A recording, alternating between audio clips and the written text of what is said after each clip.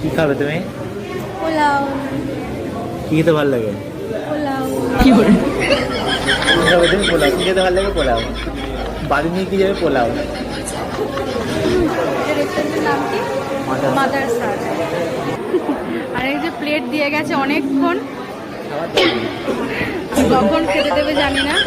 এই যে আমাদের খাবার চলে এসছে, এই যে আমার আর ওর হচ্ছে মাটন বিরিয়ানি একটা, প্রণবদা নিয়েছে ভেজ পোলাও, ঠাকুরবাড়ির পোলাও, আর এটা আছে কড়াই পনির।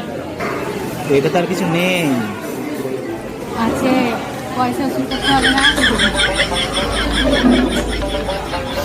সব শেষ করে দিয়েছে, খালি খালি।